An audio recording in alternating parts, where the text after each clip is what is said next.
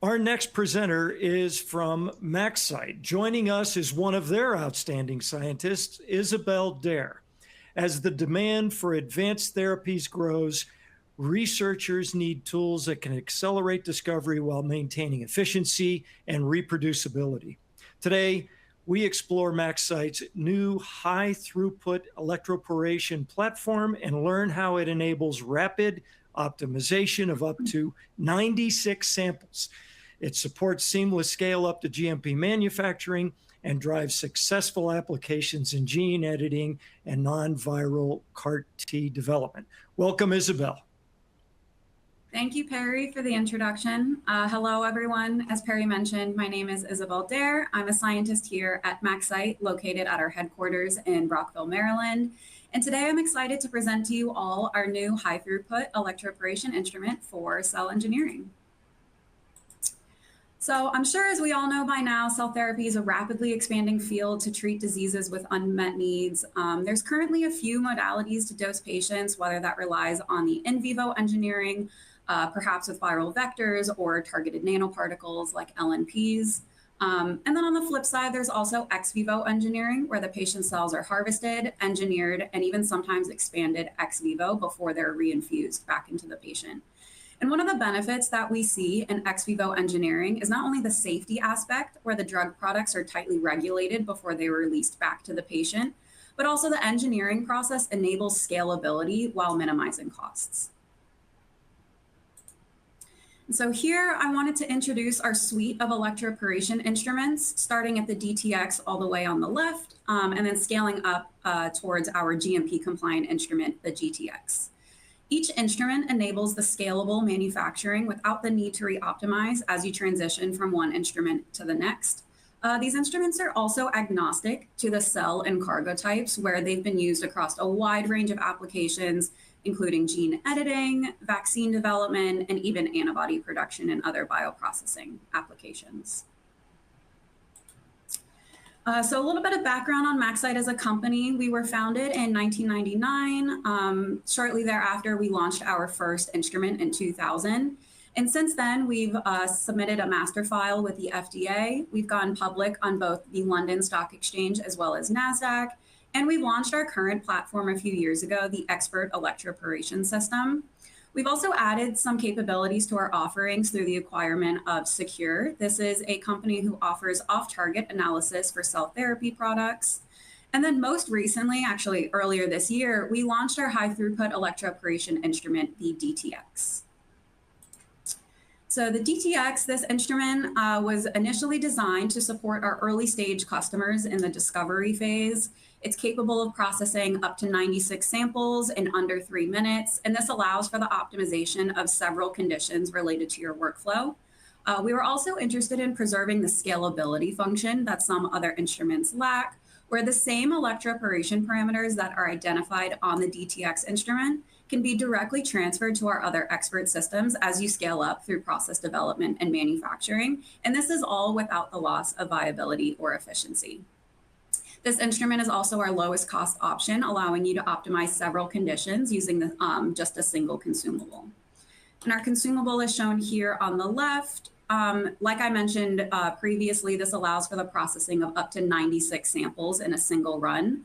It's formatted into 12 detachable 8-well strips following the standard SBS format, which allows you to use multi-channel pipettes or a robotic system for loading and unloading the PA. What I personally really like about the processing assembly is, since each strip is detachable, you can actually select a different electroporation protocol for each strip, maximizing your optimization capabilities. And again, this would allow you to screen up to 12 different electroporation protocols in a single run. And so now I'd like to walk you through some of the data that we've generated. I haven't yet mentioned this, but on the instrument, you actually are first greeted with a protocol wizard, and this is what is used to design your experiment.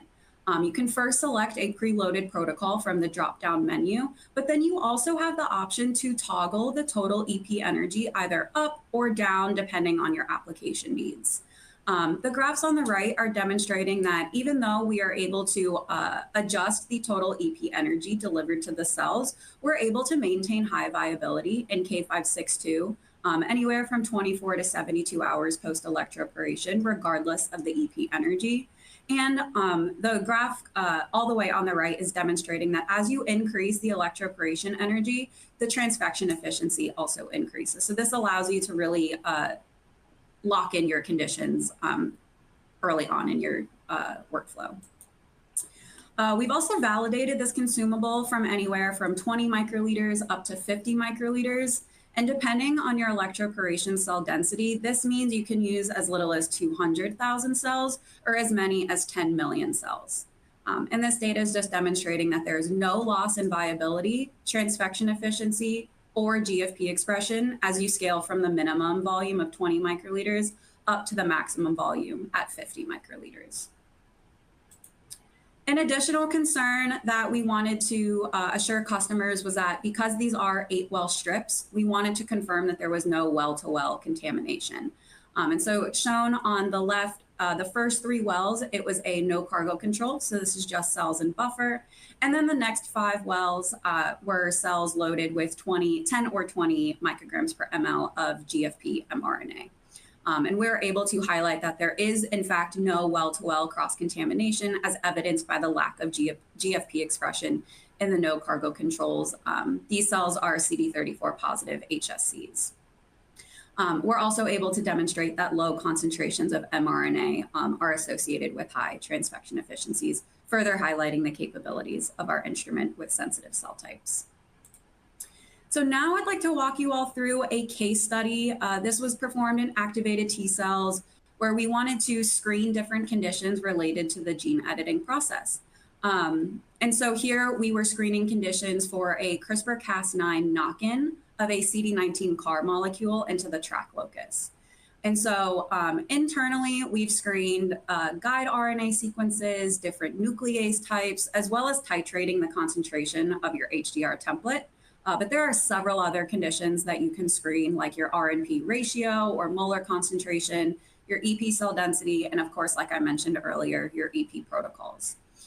So first to start in the workflow, you're preparing the EP master mix by combining, in this case, it was activated T cells, along with the Cas9 RNP, and then in some instances with a nanoplasmid expressing a CD19 CAR. And this is all resuspended in MaxCyte's proprietary electroporation buffer. Again, that is agnostic to cell type. So after preparing your master mix, you then load the R50 by 96 consumable. That's then inserted into the instrument for electroporation. Another feature of this instrument that I have yet to mention is the fact that we have a remote design software called the DTX Designer. And this enables you to actually design your experiment on your laptop at your desk, export it to a USB, and then transfer it onto the instrument so you're not sitting on the instrument on the touch screen designing your experiment. And so after the electroporation is done, you'll then unload your cells out of the processing assembly and then perform your downstream analyses. And so in this case, we were screening guide RNAs targeting the track locus and activated T cells. This was a 25 microliter EP using a pre-optimized protocol known as expanded T cell 4. And as you can see, we were able to identify track 5 as the best performing guide RNA that yielded the highest rate of editing and an acceptable viability. And so at this point, I hope to have showcased our new DTX instrument capable of optimizing up to 96 conditions in a single consumable. The instrument and compatible processing assembly are developed for the high throughput screening of conditions, which enables you to lock down your conditions early on and maintain consistency as you scale up onto the other expert instruments. And so now I would like to open up a poll question if you all are interested in learning more about the DTX capabilities. And with that, I'd like to thank you all for listening and attending, and I'd like to take any questions if there are any. Thanks, Isabel. Great solution and great explanation of it. So I'm comparing high throughput electroporation platforms. What are some takeaways? What are some key takeaways on why I should choose DTX? Yep. So, personally, if I was searching for an instrument, my main focus would be maintaining efficiency and viability. You don't want to screen conditions on a 96 well format and then have to completely re-optimize once you're ready to start doing your process development and perhaps manufacturing. So I think scalability, maintaining that efficiency and viability is extremely important. And then I would also offer that your scale is important too. Again, screening conditions should enable you to identify conditions at very small scale, but then allow you to test other conditions. And I think that's where our consumable really wins, is that you can electroporate anywhere from 20 up to 50 microliters. And like I mentioned, it's the same insides of the instrument. You're able to scale up onto your other instruments for manufacturing. Yeah, you really took a lot of time to understand users. There's a lot of convenient features in this. All right, so I'm going to go non-technical with this question. How big is it? I'm looking for space in my lab. Like, how much room is this going to take up? Yeah, so let's see. It's about 12 inches wide and then about 2 feet deep. So it definitely fits on a standard benchtop space. It's not taking up any more space than, I would say, a qPCR instrument. Okay, all right. In your case study, great case studies are very helpful. Excuse me. You said it was agnostic in terms of cell types. What other cell types have you tested on the DTX? So this specific instrument has been validated for several cancer cell lines, including K562, Jerkats, as well as CHO. We've also explored the use of CD34 positive HSCs, as well as activated and resting T cells. Okay. And we've had a few customers using the instrument in monocytes and NK cells as well. Okay. Sorry to cut you off there. Thank you. No, that's right. okay. We have a lot of questions rolling in, so I'm going to try to get to as many as we can. Have you tried nanoplasmids? Yes, we did. So actually one of the experiments that I wasn't able to showcase here, but part of that T cell case study where we titrated HDR template concentrations, that was delivered as a nanoplasmid. Okay, and can you talk about the transfection efficiency associated with that? So it is going to depend on the size of the nanoplasmid. I would argue, let's say into activated T cells, you're getting anywhere from 75 to 80% transfection efficiency with about a 3 kilobase nanoplasmid. All right. This question comes up a lot. Is it 21 CFR Part 11 compliance? So I don't think this instrument is, but the nice thing is we do offer a GMP compliant instrument. That's the GTX. Okay. And will it fit into a standard BSC? I don't know if you can read that question. Oh, I cannot. Sorry, my lights just turned off. Oh, no. I think if your sash opens up high enough, I know some of them have kind of like a limit how high you can open. If the sash is able to open up high enough, you should be able to fit it inside. We do have some customers that are employing like liquid handlers with this instrument. Okay. Any clinical samples been processed on this machine? I think you're going to tell us yes. So not patient-derived samples. Okay. All of the primary cells that we've tested have been from healthy donors. Okay, excellent. Isabel, great presentation. What a great solution. It's just amazing stuff and how convenient and user-friendly it is. Okay. I just got a note here about a poll question. I think your poll question was up, so I think you got some input from that. So Isabel, thank you for being with us today. Isabel Daher from MaxCyte. Thank you.